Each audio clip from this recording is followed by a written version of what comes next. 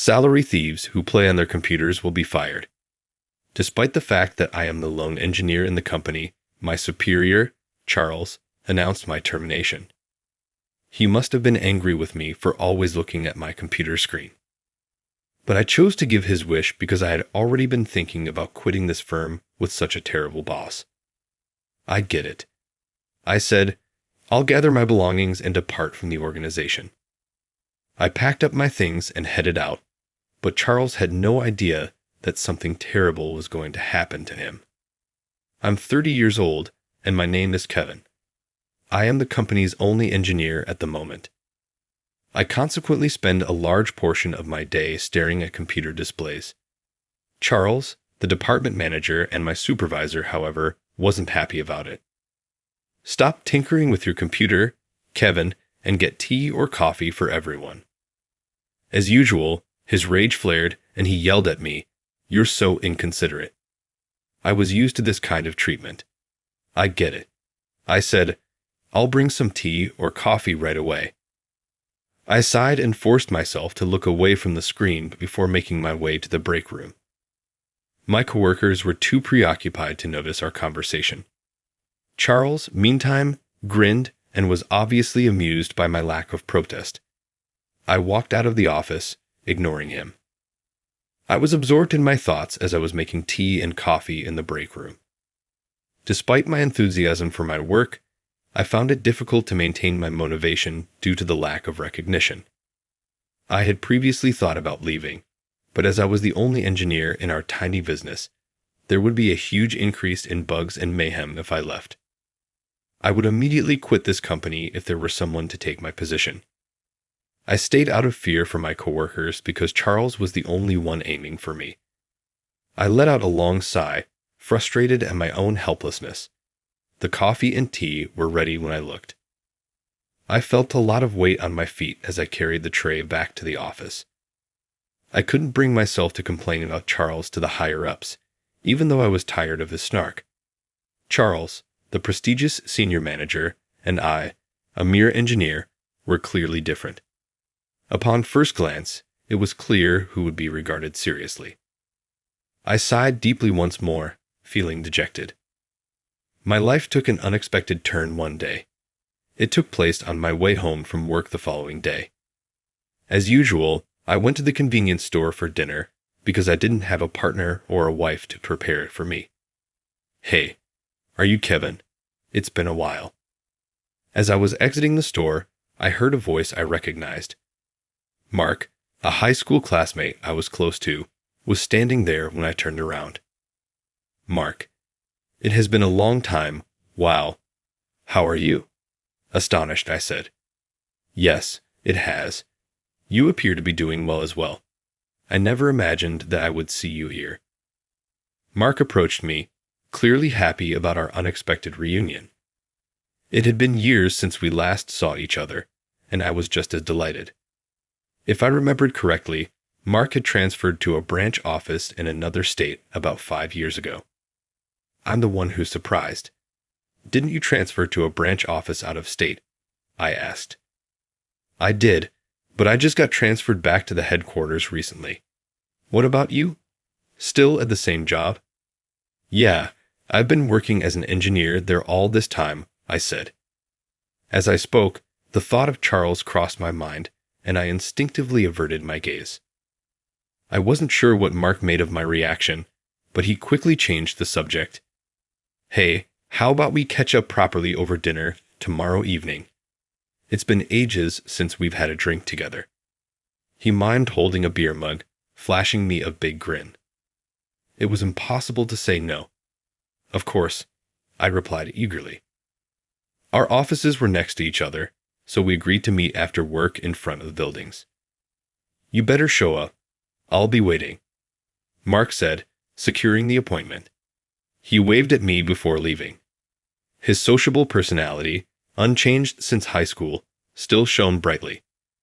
Seeing Mark brought back nostalgic memories, and I couldn't help but smile.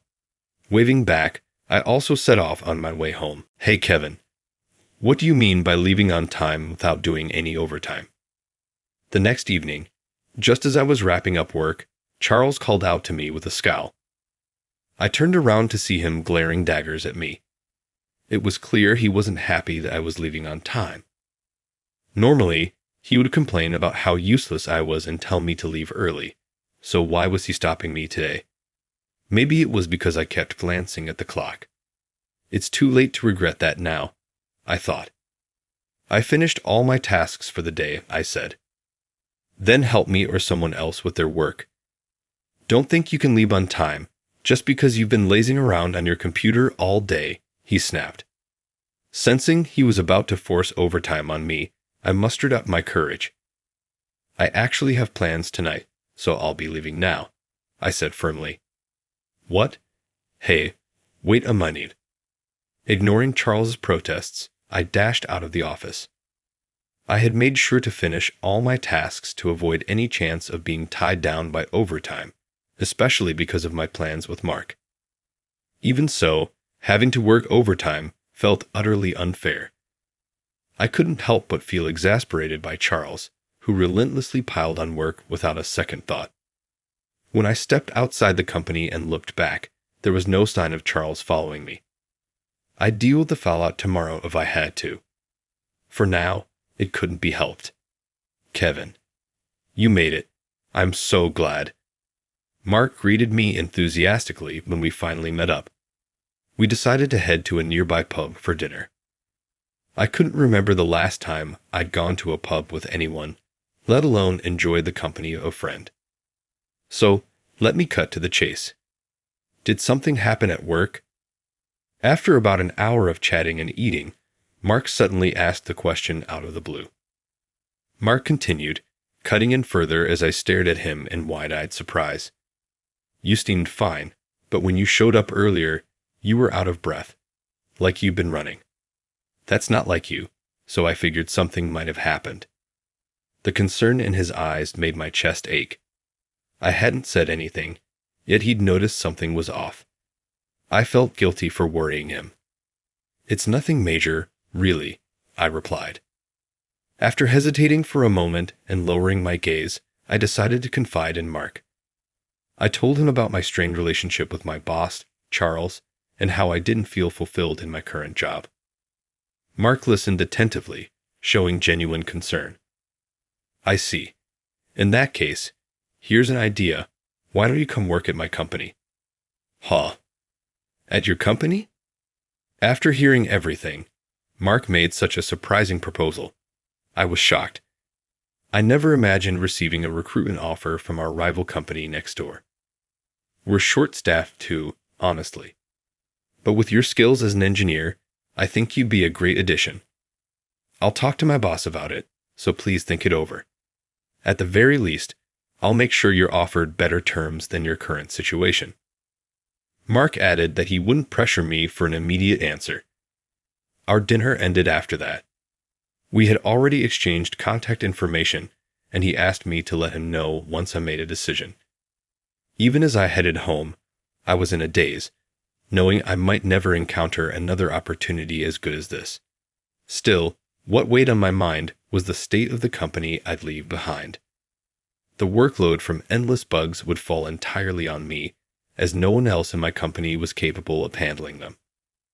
With that in mind, I couldn't decide right away, but the moment of reckoning came sooner than I expected. The next morning, when I arrived at work, I saw Charles standing near the office door with a scowl, arms crossed. My heart sank. As soon as he spotted me, he stormed over with a face like a demon. Kevin, you had the nerve to defy a direct order from your manager yesterday. But I had plans yesterday. There was nothing I could do. I can stay late today if needed, though, I replied cautiously. Overtime wasn't mandatory, but Charles probably saw me staring at my computer screen all day as laziness, which clearly irritated him. Caught off guard by his authoritative manner, I tried to explain. Charles smirked, as if he'd been waiting for that very reply. Don't bother staying late anymore. A slacker like you, glued to a computer screen all day, is fired. The sudden announcement of my firing made me raise my voice in disbelief. Fired? Huh.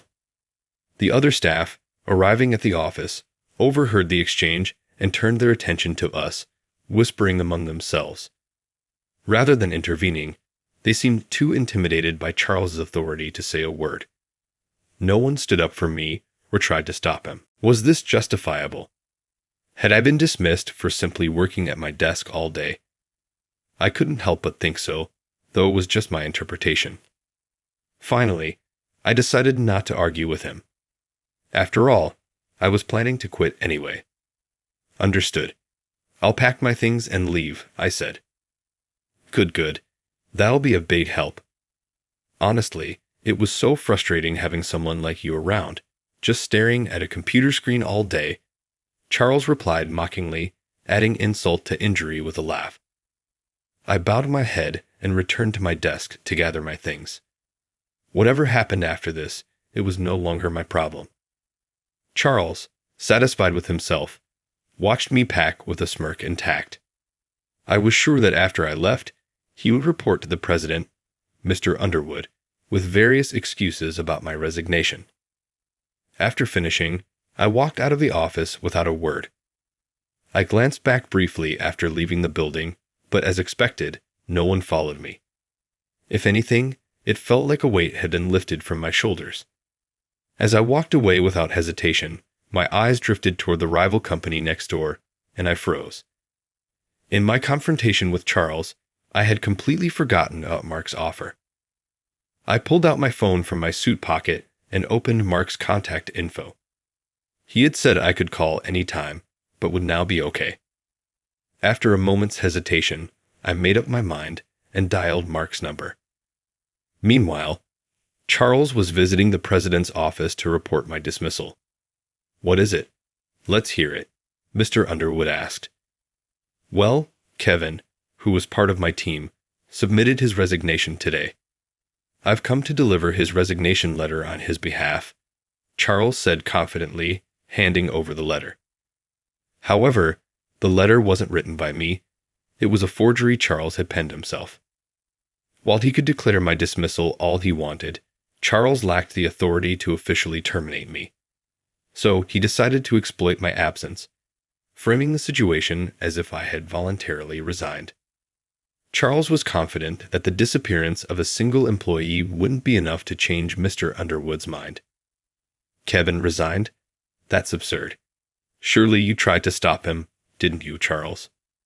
Charles was stunned as he watched Mr. Underwood's face turn pale upon hearing about my resignation. He hadn't expected such a reaction and fumbled for an excuse. Of course I did. I tried my best to convince him, but his decision was firm, and I couldn't change his mind, Charles stammered. Mr. Underwood, showing no suspicion toward Charles's act of faint regret, immediately took out his phone to call me. Seeing this, Charles began to sweat nervously, realizing his lie might be exposed. "Please don't answer his call," he silently pleaded. "No," I answered. "Charles, why don't you try calling him as well?" Charles felt a brief sense of relief when I didn't answer the call, but it was short-lived as Mr. Underwood urged him to try contacting me again. Feeling displeased and irritated by the suggestion, Charles couldn't hide his frustration. "Mr. Underwood, why are you so determined to stop him? Honestly, our company will be fine without him. You wouldn't understand, but Kevin has been protecting our systems from bugs. You shouldn't say things so carelessly." Charles's face flushed bright red after being called out by Mr. Underwood. It seemed he utterly despised me, even in my absence, for causing him such embarrassment. While Mr. Underwood hurriedly dialed my number again, Charles ground his teeth in frustration.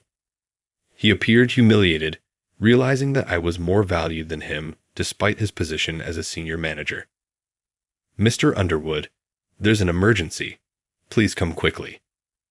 At that moment, a female colleague appeared suddenly, looking unusually flustered. Sensing something was wrong, Mr. Underwood hurried to the location she was leading him to. Charles quickly followed, only to find that the female colleague was leading them to his department. "Several of our computers have started experiencing bugs, and we can't resolve them." About 100 bugs had cropped up across staff systems, leaving everyone in a state of panic.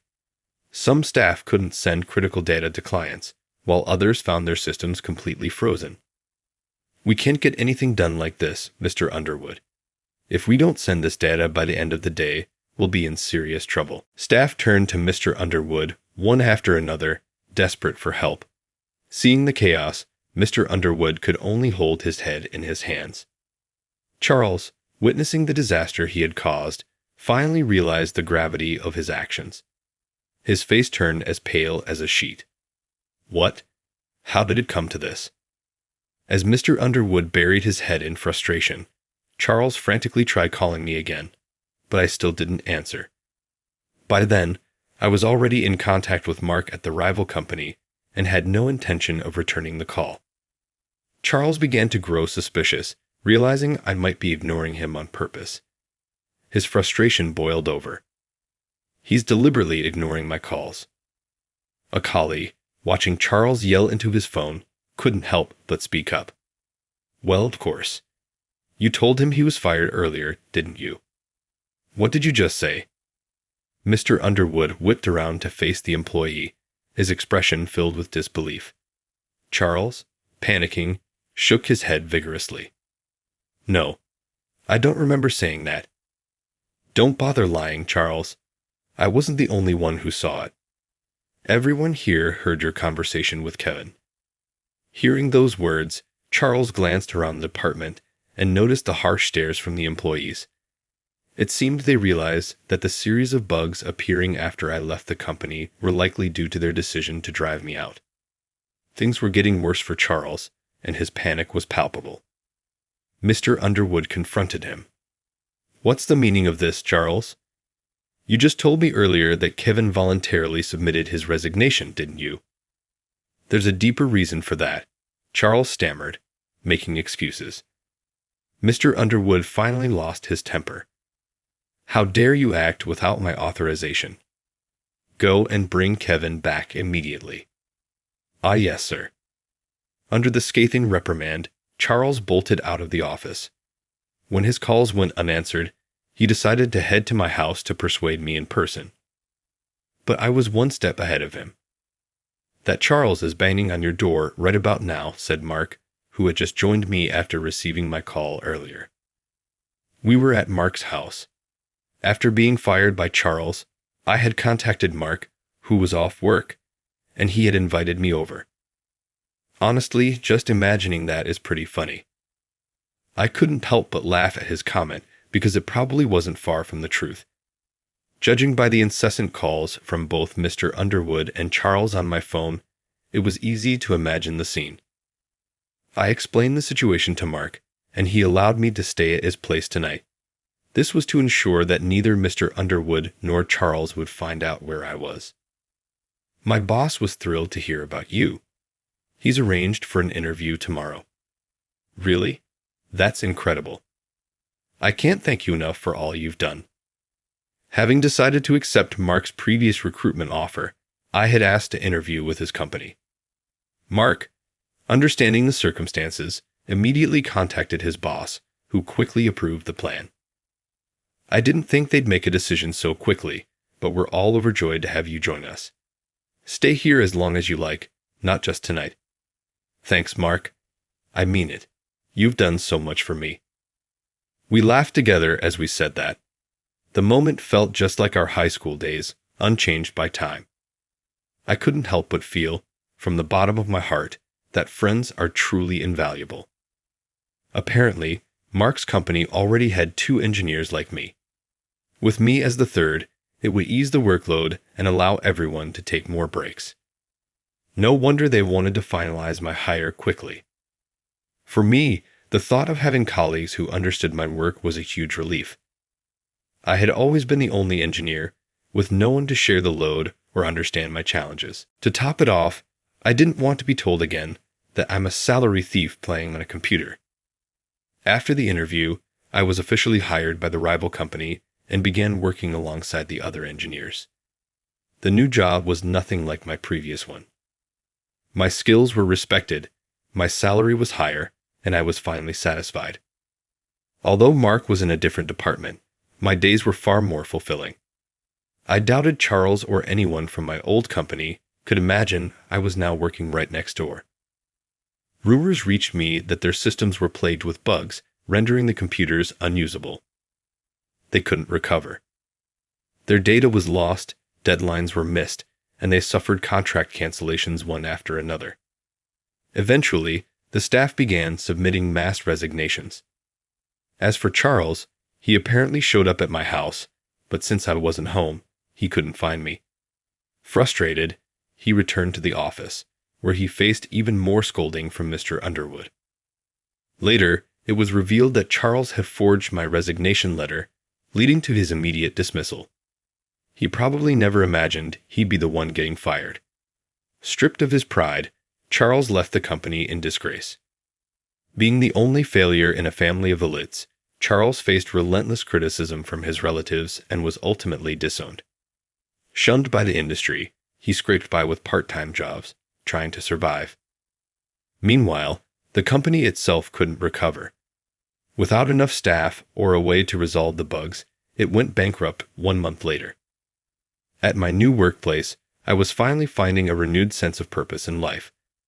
The mistreatment I had endured at my old job now felt like a distant memory. "You're so much brighter now than when we reconnected," Kevin Mark said with a warm smile as he looked at me. Recently, I hadn't noticed the change myself, but he was probably right.